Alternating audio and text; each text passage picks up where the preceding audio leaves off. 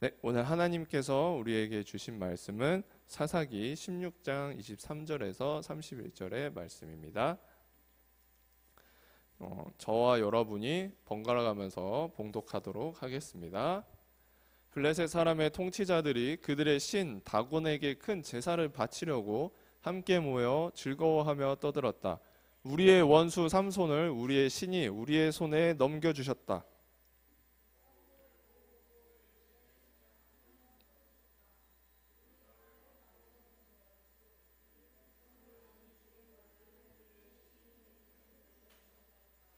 그들은 마음이 흐뭇하여 삼손을 그곳으로 불러다가 자기들 앞에서 제주를 부리게 하라고 외쳤다. 사람들이 삼손을 감옥에서 끌어내었고 삼손은 그들이 보는 앞에서 제주를 부리게 되었다. 그들은 삼손을 기둥 사이에 세워두었다.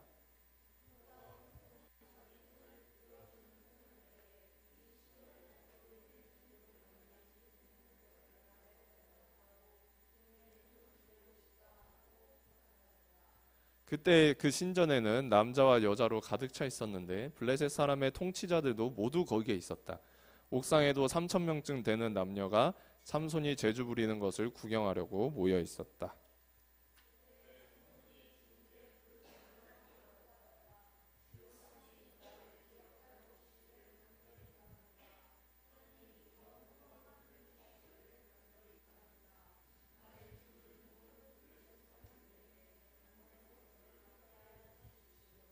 그런 다음에 삼손은 그 신전을 버티고 있는 가운데 두 기둥을 하나는 왼손으로 또 하나는 오른손으로 붙잡았다.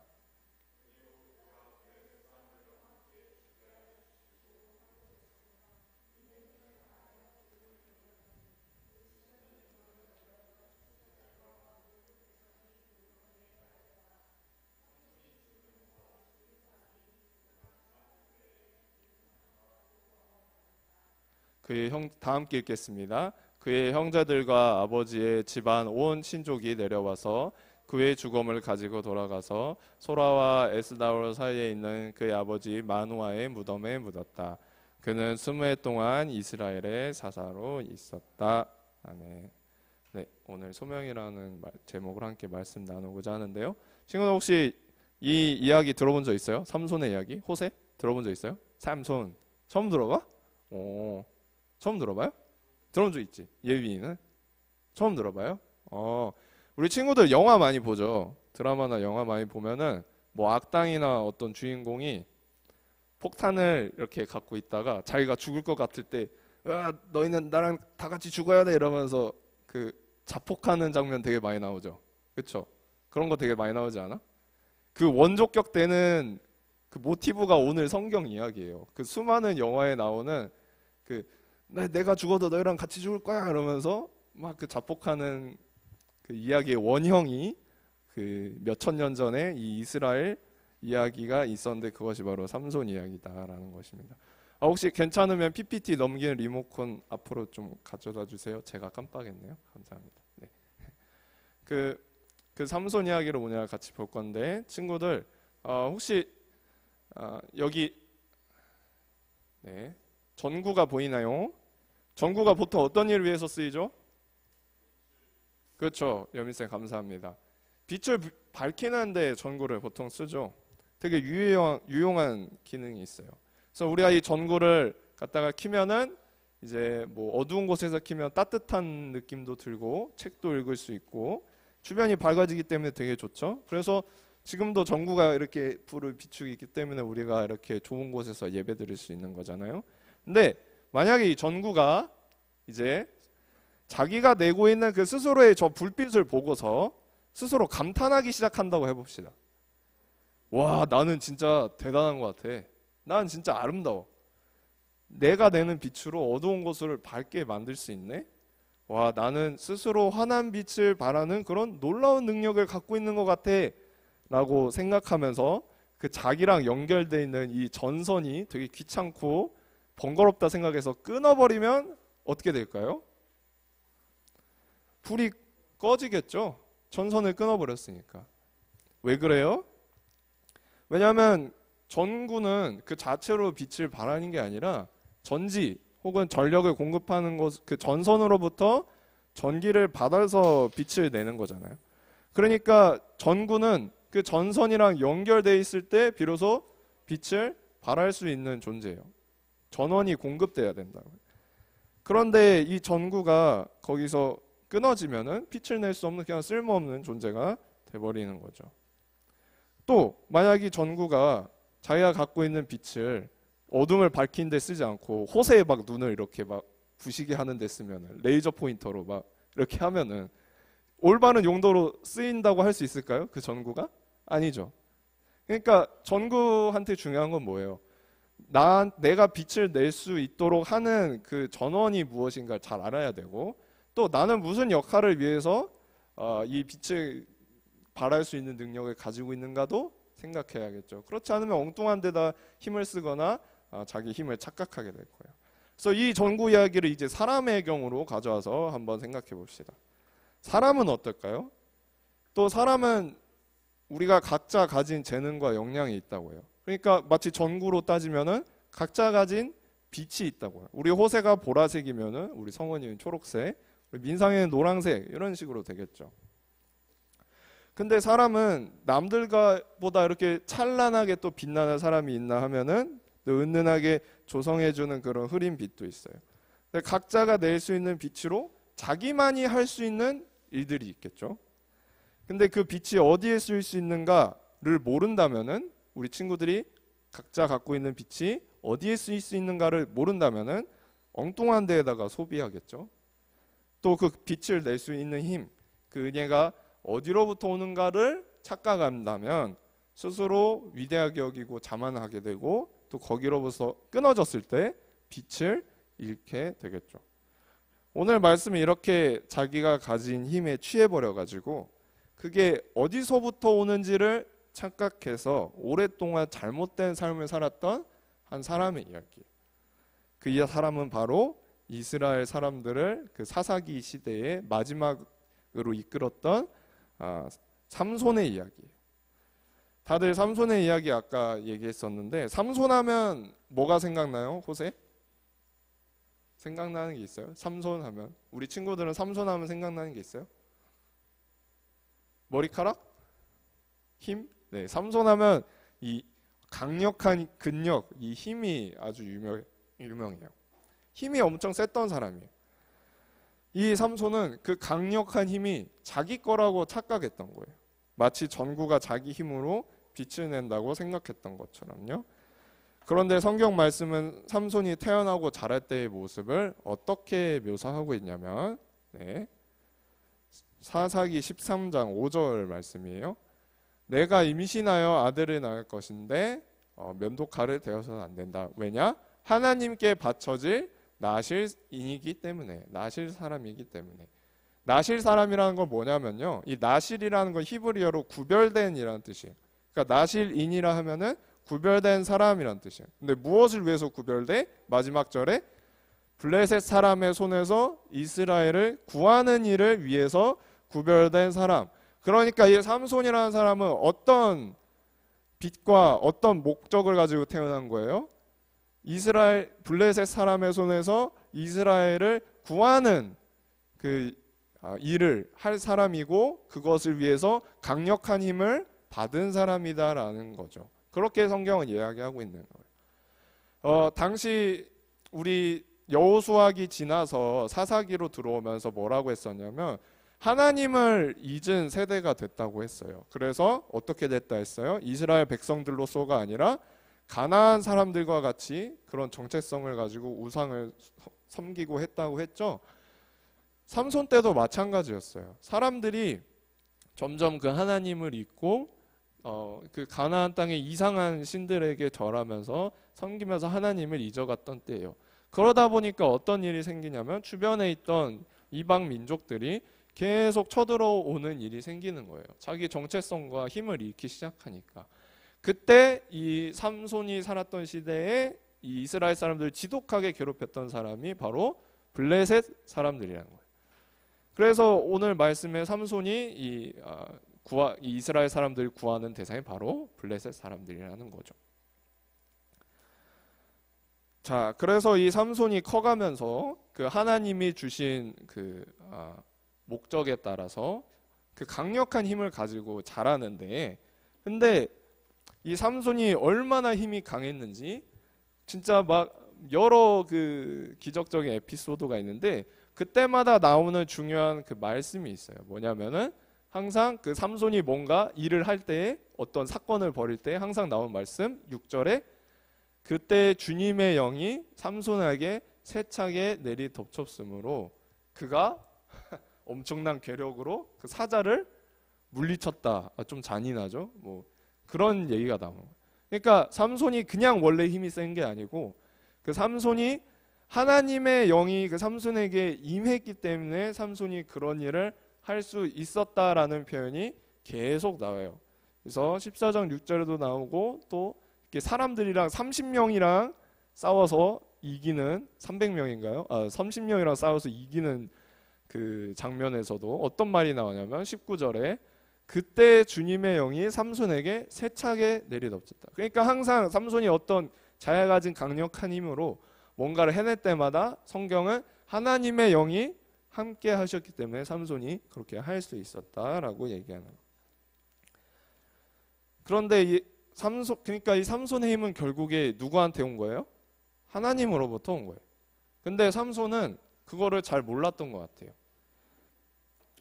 그거를 잘 모르고 자기가 가진 힘이 어디로부터 오는지, 또 그 자기의 힘은 무엇을 위해서 쓰여야 하는지를 잘 모르고 하는 게 뭐예요? 블레셋 사람들이랑 난동 부리고 그 여우들 잡아가지고 막 불태우고 막 그런 것만 한단 말이에요. 근데 이게 다 뭐 때문이냐면 여자 때문이에요. 삼손이 연애를 너무 좋아했어. 그러니까 자기가 사랑하는 여자를 위해서 자기를 화나게 하는 사람들이 있으면 가서 그냥 다 때려 부시기만 해. 그러니까 정말 그 블레셋 사람의 손에서 이스라엘을 구라는 그 목적을 위해서 자기 힘을 쓴 게 아니라 그냥 자기 하고 싶은 대로 하고 다닌 거예요.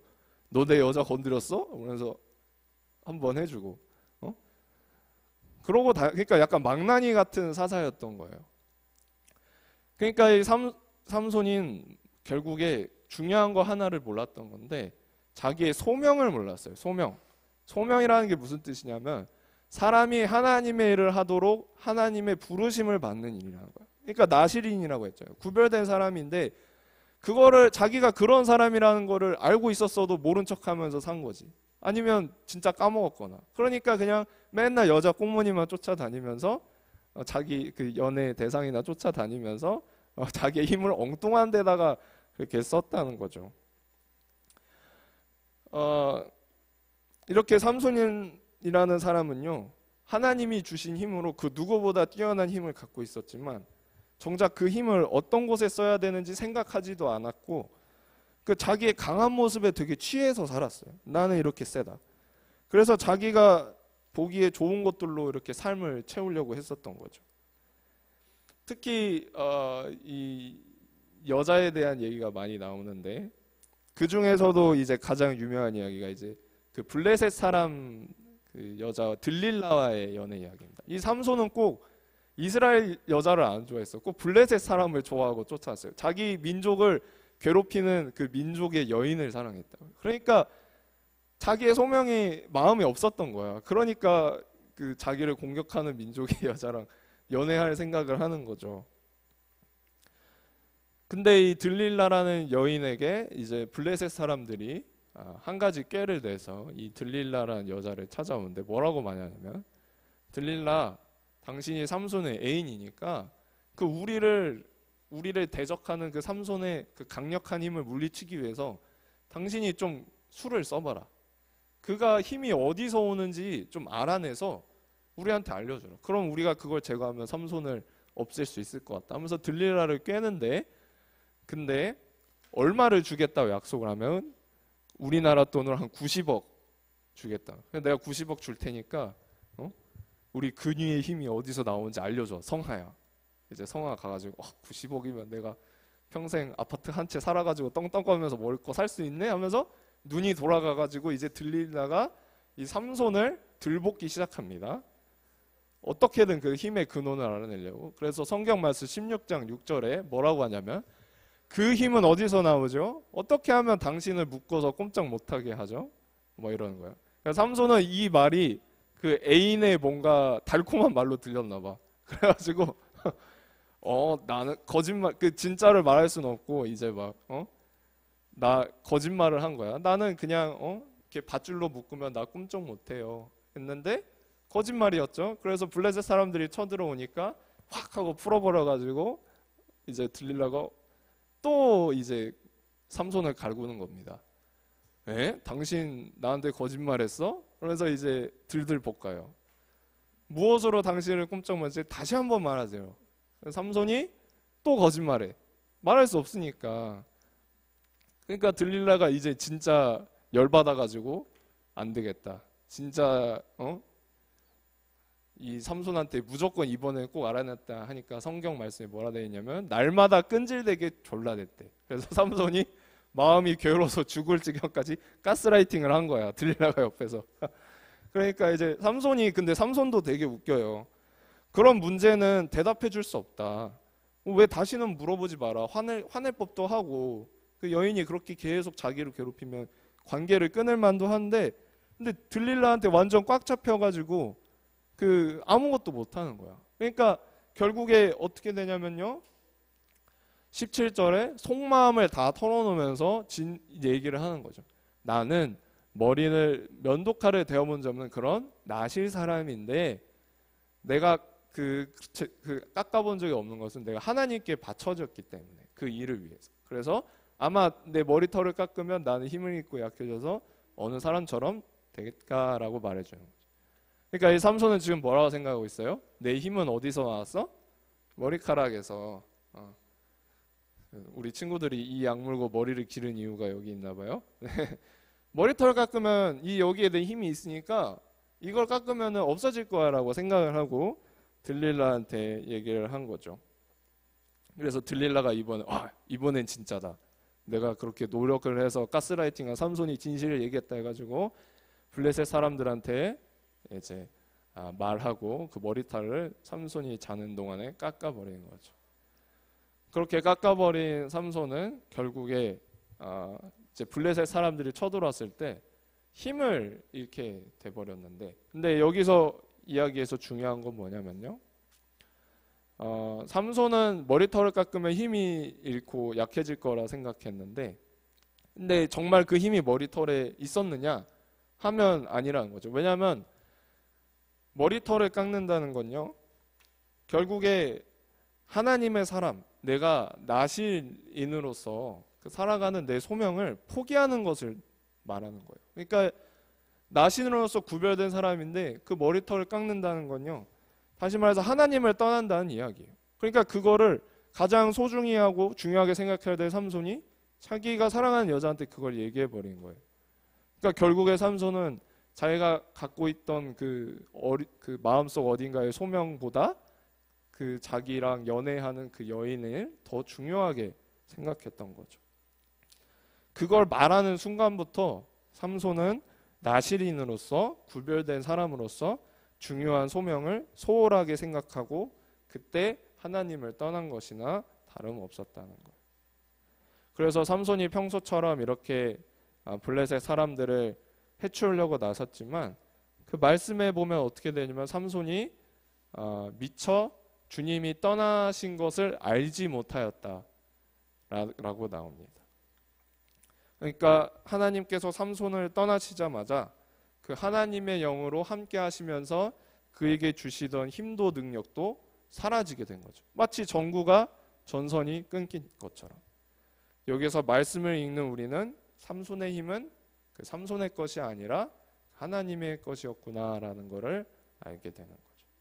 그래서 삼손은 블레셋 사람들의 포로가 돼서 이렇게 놋줄에 묶여서 감옥에서 맷돌 돌리는 그런 노예 신세가 돼요. 그렇게 시간이 지나면서 삼손은 자기가 그동안 무엇을 잘못했는지 깨닫게 되는 시간을 가지게 되면서 다시 마음이 하나님께 오게 됩니다. 내가 나신으로서 이렇게 살았어야 했는데, 이렇게 행동했어야 되는데 라는 걸 알게 되는 거죠. 그게 바로 오늘 말씀의 이야기인 거예요. 삼손이 이제 노예처럼 살면서 블레셋 사람들의 한테 잡혀서 그 사람들의 잔치 때 끌려 나와서 조롱을 당합니다. 그때 조롱을 당하는데 삼손이 그때 하나님께 이렇게 기도하죠. 하나님, 자, 한번 같이 따라서 읽어볼까요? 주 하나님, 자, 다시 한번 같이 따라서 읽어볼게요. 주 하나님, 나를 기억하여 주시기를 간절히 바랍니다. 하나님, 이번 한 번만 힘을 주시기를 간절히 바랍니다.